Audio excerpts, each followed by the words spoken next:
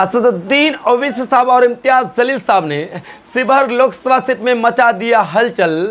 अपने हिंदू उम्मीदवार राणा रणजीत सिंह साहब के समर्थन में किया दो विशाल जनसभाओं को संबोधित। असदुद्दीन ओवैसी साहब और इम्तियाज जलील साहब के इन विशाल जनसभाओं में शिवहर की लोकसभा सीट में उमड़ा लाखों जनसैलाब, जिसमें हिंदू मुस्लिम भाइयों ने दिखाया एकजुटता।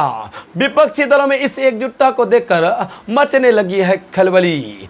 जी हां दोस्तों, आपको बताता चलूं, शिवहर लोकसभा सीट में एआईएमएम पार्टी के औरंगाबाद के सांसद इम्तियाज जलील साहब लगातार से 2 दिन से बड़े विशाल जनसभाओं को संबोधित कर रहे हैं और अपने हिंदू प्रत्याशी राणा रणजीत सिंह साहब के समर्थन में जनता से वोट की अपील कर रहे हैं। जिनके बाद एआईएमएम पार्टी के हिंदू प्रत्याशी राणा रणजीत सिंह साहब के समर्थन में काफी ज्यादा वोट होने की संभावनाएं बताई जा रही है और कहने की उम्मीदें लगाई जा रही है कि किशनगंज लोकसभा सीट में एआईएमएम पार्टी के तो सीमांचल में जीत होगी ही, लेकिन एक सीट पूर्वांचल में भी असदुद्दीन ओवैसी साहब अपने खाते में कर सकते हैं, अपने पाले में कर सकते हैं। और वो लोकसभा की सीट है शिवहर लोकसभा सीट, जहां से एआईएमएम पार्टी के उम्मीदवार है राणा रणजीत सिंह साहब। जिनके बाद कहने की एआईएमएम पार्टी के हक में शिवहर लोकसभा सीट में एक सट्टे वोटिंग होने की उम्मीदें जताई जा रही है और लगातार से जनता हुंकार भर रही है कि इस बार कहने की शिवहर के लोग, शिवहर की जनता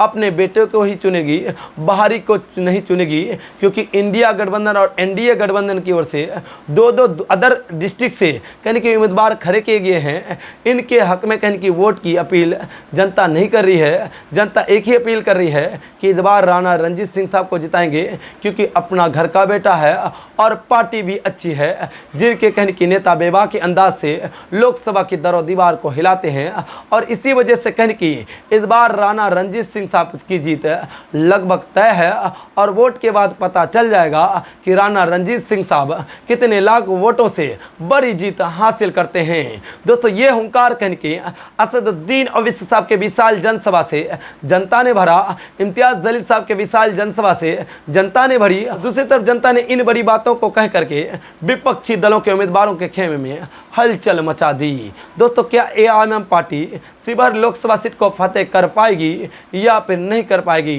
क्योंकि दोस्तों, आपको बताता चलो, बिहार में असदुद्दीन ओवैसी साहब 10 लोकसभा की सीटों पर चुनाव लड़ रहे हैं। उनमें से कितने सीटों पर चुनाव जीत पाएगी ये तो कहा नहीं जा सकता है, लेकिन 2 सीटों पर एआईएमएम पार्टी की जीत लगभग तय मानी जा रही है। लेकिन ये आंकड़ा 4 या 5 जरूर पहुंच सकता है और एआईएमएम पार्टी बिहार विधानसभा चुनाव के तरह ही भारतीय लोकसभा चुनाव 2024 में किंग मेकर साबित होगी और किंग मेकर साबित होकर विपक्षी दलों में खलबली मचाएगी।